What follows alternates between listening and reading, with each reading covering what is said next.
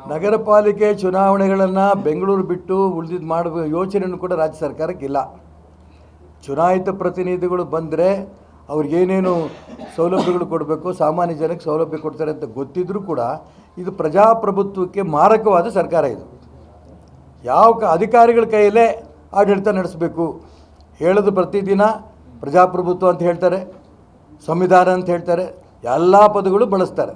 ಆದರೆ ಇವ್ರ ನಡವಳಿಕೆ ಸಂವಿಧಾನವೂ ಇಲ್ಲ, ಪ್ರಜಾಪ್ರಭುತ್ವವೂ ಇಲ್ಲ. ಚುನಾವಣೆ ಮಾಡಿ ಅಂತ ಅನೇಕ ಬಾರಿ ಹೇಳಿದ್ದೀವಿ. ಆ ಪುಣ್ಯಾತ್ಮ ಚುನಾವಣಾ ಆಯೋಗದ ಆಯುಕ್ತ ಸಂಗ್ರೇಶಿ ಅವ್ರಿಗೇನಾಗಿದೆ ಗೊತ್ತಿಲ್ಲ ನನಗೆ. ಅವ್ರು ದುಬೈಲಿ ಹೋಗಿ ಕೂತ್ಕೊಂಡ್ಬಿಟ್ಟಿದ್ದಾರೆ. ಮೊನ್ನೆ ಗಲಾಟೆ ಆದಾಗ ನಮ್ಮ ಯಾರೋ ಕಾರ್ಯಕರ್ತರು, ನಮ್ಮ ಸ್ನೇಹಿತರ ಜೊತೆ ಅವ್ರು ದುಬೈಲಿ ಇದೆ ಅಂತ ಗೊತ್ತಾಯಿತು. ಅವ್ರಿಗೂ ಅಷ್ಟೇ, ನಾವು ಕೋರ್ಟಿಂದ ಆದೇಶ ಆಗಿದೆ, ನೀವೇನಾದರೂ ಕೂಡ ಕಾರ್ಪೊರೇಷನ್ ಚುನಾವಣೆ ನಡೆಸಲಿಲ್ಲ ಅಂತಂದರೆ ಇರೋ ಸೀಮಿತವಾದ ಇದೇ ವಾರ್ಡ್ಗಳಲ್ಲಿ ಅದೇ ರೀತಿ ಇದೇ ಏನಂತಾರೆ ಅದನ್ನು ಮೀಸಲಾತಿ, ಅದೇ ಮೀಸಲಾತಿ ಮಾಡಬೇಕಾಗತ್ತೆ ಅನ್ನೋಂಥ ಮಾತು ಹೇಳಿಬಿಟ್ಟು ಹೋದರು. ಅವ್ರ ಮಾತಿಗೆ ಬೆಲೆನೇ ಇಲ್ಲ. ಸಂಗ್ರೇಶ್ ಏನಂತ ಚುನಾವಣಾ ಆಯುಕ್ತರು ಅದು ಬಹಿರಂಗವಾಗಿಯೇ ಹೇಳಿ, ನನ್ನ ಕೈಲೂ ಆಗಲ್ಲ, ಇನ್ನು ಕೋರ್ಟ್ಗೆ ಹೋಗೋದ್ರೆ ಬಿಟ್ಟರೆ ದಾರಿ ಇಲ್ಲ, ರಾಜ್ಯ ಸರ್ಕಾರ ಇದಕ್ಕೆ ಗಮನ ಕೊಡೋಕ್ಕೆ ಆಗ್ತಾ ಇಲ್ಲ, ನಾನು ನಿಸ್ಸಹಾಯಕ ಹೇಳಿ. ಅವರು ಇಂಥ ಚುನಾವಣಾ ಆಯುಕ್ತರೂ ನಾವು ನೋಡಿರಲಿಲ್ಲ. ಚುನಾವಣೆ ನಡೆಸಬೇಕು ಅನ್ನೋಂಥ ಆಸಕ್ತಿ ಇಲ್ಲದೇ ಇರೋಂಥ ಇಂಥ ಸರ್ಕಾರವು ರಾಜ್ಯದಲ್ಲಿ ನಾವು ನೋಡಿರಲಿಲ್ಲ. ಅದೇ ಕಾರಣಕ್ಕೆ ನಾವು ರಾಷ್ಟ್ರಭಕ್ತ ಬಳಗದಿಂದ ಶಿವಮೊಗ್ಗ ಕಾರ್ಪೊರೇಷನ್ನಲ್ಲಿ ಚುನಾವಣೆ ನಡೆಸಲೇಬೇಕು ಅಂತೇಳಿ ಈಗಾಗಲೇ ಕೋರ್ಟಿಗೆ ಹೋಗಿದ್ದೀವಿ. ಮಾರ್ಚ್ 21ನೇ ತಾರೀಕು ಅವರು ರಾಜ್ಯ ಸರ್ಕಾರಕ್ಕೆ, ಚುನಾವಣಾ ಆಯುಕ್ತರಿಗೆ, ಕಮಿಷನರಿಗೆ ಎಲ್ಲರೂ ಕೂಡ ನೋಟಿಸ್ ಕೊಟ್ಟಿದ್ದಾರೆ.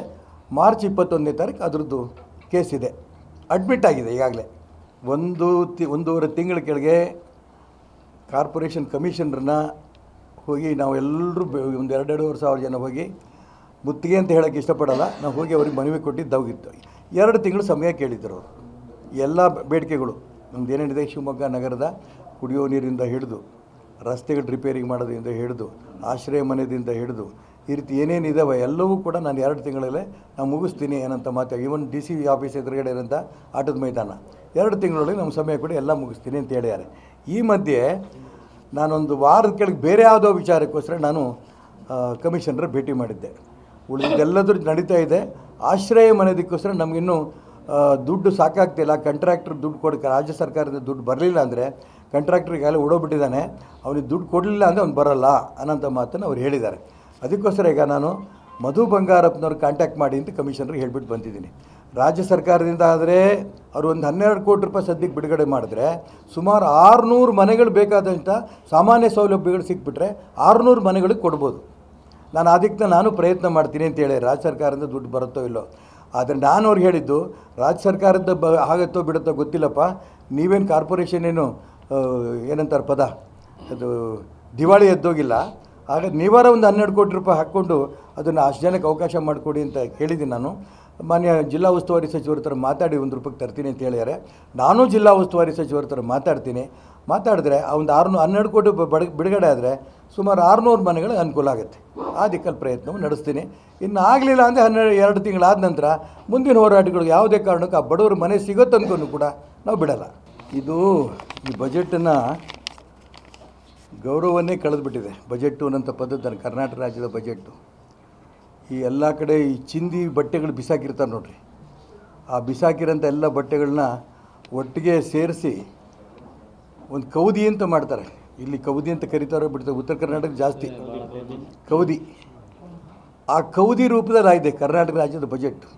ಎಲ್ಲೆಲ್ಲಿಂದ ದುಡ್ಡು, ಅಲ್ಲಿ ದುಡ್ಡು, ಇಲ್ಲಿ ದುಡ್ಡು ಎಲ್ಲ ಜೋಡಿಸಿ ಆ SC ST ಇರ್ಬೋದು, ದೇವಸ್ಥಾನಗಳದ್ದು ಇರ್ಬೋದು, ಎಲ್ಲ ದುಡ್ಡು ಸೋರಿಸಿ ಕೊನೆಗೆ ಕಾಪಕ್ಕೆ ಎಷ್ಟು ಶಾರ್ಟ್ ಆಗುತ್ತೋ ಅಷ್ಟೊಂದಿಷ್ಟು ಸಾಲ ಮಾಡಿ ಒಟ್ಟಾರೆ ಕೌದಿಯ ಬಜೆಟ್ ಇದಾಗಿದೆ.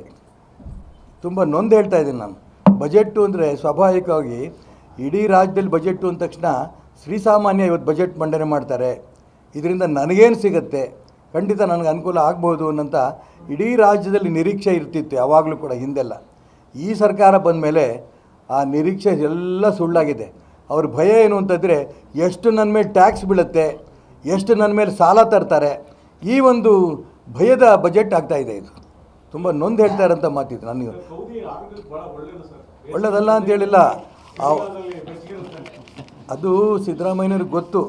ಆದರೆ ಗ್ಯಾರೇಜ್ ಬಟ್ಟೆ ಬಿದ್ದಿರುತ್ತೆ ನೋಡ್ರಿ, ಕಾರು ಅದೆಲ್ಲ ಸ್ಕೂಟ್ರ್ ಎಲ್ಲ ವರ್ಷ ಬಿಸಾಕಿರ್ತಾರಲ್ಲ, ಆ ಬಟ್ಟೆ ಸೇರಿಸಿ ಮಾಡಿರೋದು ಕೌದಿ ಇದು, ಹೊಸ ಬಟ್ಟೆದಲ್ಲ. ಆರೋಗ್ಯ ಕೆಟ್ಟೋಗುತ್ತೆ.